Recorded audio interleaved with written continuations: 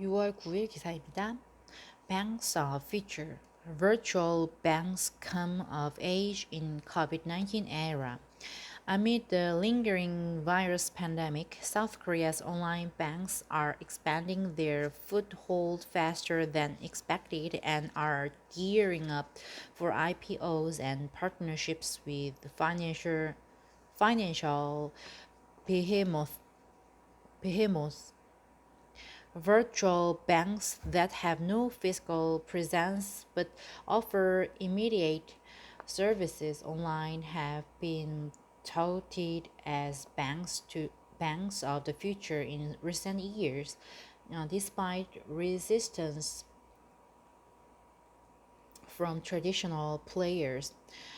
Labeling them as financial services of the future seems far fetched. In recent months, they have grown faster than anticipated, though not sure if it's good or bad due to the COVID-19 pandemic. In a world where things may never be the same, online only banks are striving for financial innovation, seeking to go beyond the domain of established players that have built strong customer confidence over decades. On proliferating demand for contactless services across industries, and the South Korea government's drive to nurture new businesses to spur economic growth, online banks are now enjoying an unexpected opportunity to expand their operations and take the next step forward to become a dominant force in the retail finance sector. Money transfer or saving accounts are so far the only services online banks can offer, but enjoying growing interest and investment, online only banks and homegrown fintech companies that boast technological prowess are set to test their limits. Among the companies that have recently been put on the fintech map are portal operators Kakao and Naver, both of which are fast expanding their presence in the real, real, realm.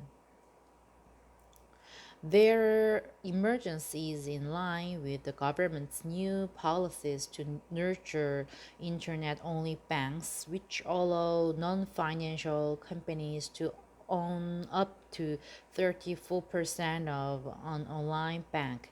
Concerned over excessive influence of conglomerates in the financial market, the government had long banned non financial companies to hold more than a 4% stake in financial firms before the new online only bank rules were set up in August 2018. With the eased regulations, Kakao Bank, founded in 2017, made a turnaround last year with its net profit standing at 13.7 billion won. Backed by the nation's largest mobile messenger firm Kakao, the online bank's subscriber base has surpassed 12 million, which is more than a fifth of the nation's entire population. The number of monthly active users exceeded 10 million, the largest among banking apps available in the nation. By offering user-friendly services and benefits, Kakao Bank will try to become customers' go-to bank, said Yoon Ho Young, CEO of Kakao's banking unit, in an online media event late last month. He said the company was preparing to go public but refused to give details on the exact schedule. The firm's planned initial Public offering will be aimed at raising capital to achieve sustainable growth, he said.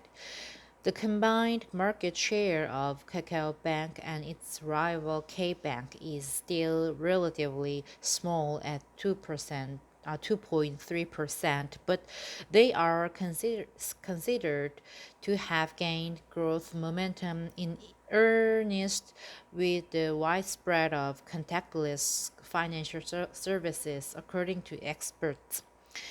Internet and mobile financial services will further gather steam with contactless being widely accepted in a range of areas, said Yoon Kyung-soo, a researcher at the KDB Future Strategy Institute of the state-owned Korea Development Bank.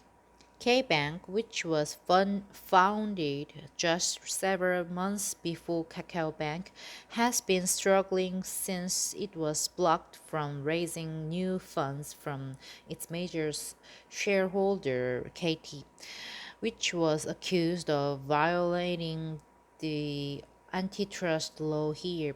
The local law does not allow a conglomerate, if found to have breached antitrust rules, to become the largest stakeholder of a financial firm.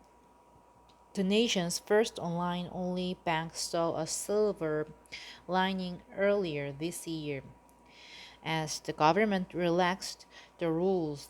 Its synergies with the telecom company, not just its vast subscriber network, but also KT's competitive edge as a technology firm, is what K Bank wants to differentiate itself from its peers.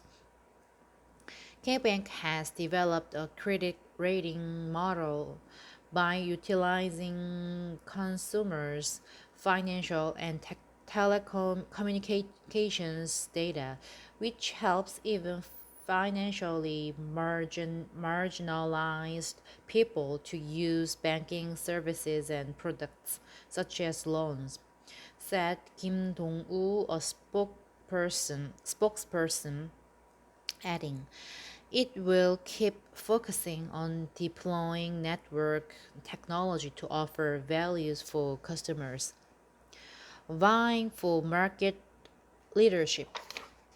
The competition to take the lion's share in the online only banking market is expected to heat up, with more companies throwing their hats in the ring. After obtaining a preliminary license to run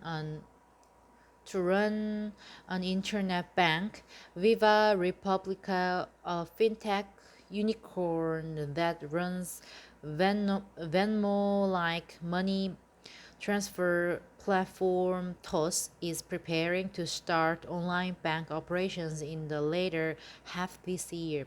How well those companies manage to create synergies with affiliates and partners and utilize technology will decide who will become a winner or loser in the internet only bank sector down the road, Yun said, buoyed by high demand for contactless services and the government's drive to nurture fintech industry. Viva Republica turned a profit for the first time in April since the platform was launched in April 2015. The monthly remittances via TOS reached 4.5 trillion won, while the accumulated volume comes in at some 90 trillion won, around 70 million subscribe to the platform. Riding Wave, the Seoul-based startup founded in 2011, plans on another fundraising round in a bid to attract as much as $200 million. It has so far raised a total of $350 million in previous funding rounds. Along with its growing user base and improving profits, the Seoul-based startup's market valuation rose from 130 billion in 2017 to 2.7 trillion won in 2019. Viva Republica CEO Lee Sung-gun is also painting a big picture to take the company to the next level in the coming years. The company is considering to issue initial public offerings in 2 to 3 years in developed markets, said CEO Lee, adding it will try to use profits from the TOS platform to fund new businesses, including internet banking, securities, and payment gateway. The company is forecast to go public either in Korea, Hong Kong, or the US. Unique marketing partnership. Having financial subsidiary Naver Financial Group under its wings, Naver is posing a challenge against both conventional financial firms and existing fintech companies.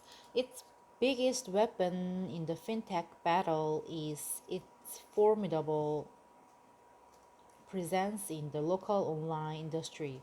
Although its influence in the internet realm has shrunk due to growing presence of global search engines and SNS platforms such as Google and YouTube in recent years. The Korean portal giant still dominates more than 70% of the local search engine market. In combination with its e-commerce and payment services, among others, Naver will likely cause significant ripples in the financial segment, market watchers said. Together with Naver's e-commerce and membership services, its planned savings account product that will offer a higher interest rate than offline commercial banks give will have competitive edge, said a source from the banking industry. It recently launched a subscription-based premium membership program that offers subscribers financial rewards for using Webtoon, live streaming music and video and cloud services, along with the online banking services, fast growing mobile payment and financial data aggregation services will accelerate change in the overall financial sector, which has long been depicted as conservative and rigid, according to the market officials. As user-friendly apps and services have started to gain popularity, traditional banks have followed suit by rolling out similar products, said an official from the local fintech sector, adding that large financial companies may have to pay keen attention to fast changing trends in order not to be overturned by tech savvy players. Not to be outpaced, traditional banks and card companies are willing to partner up with emerging fintech companies. For example, Rebank, a leading commercial bank here, and Viva Republica together have developed a system that allows users to compare loan products online. The current government's supportive measures for fintech companies are also expected to accelerate the entry of new market players as well, according to market watchers. The government, for example, runs a consulting program for fledgling fintech startups to lower or remove unnecessary regulatory hurdles. Thank you.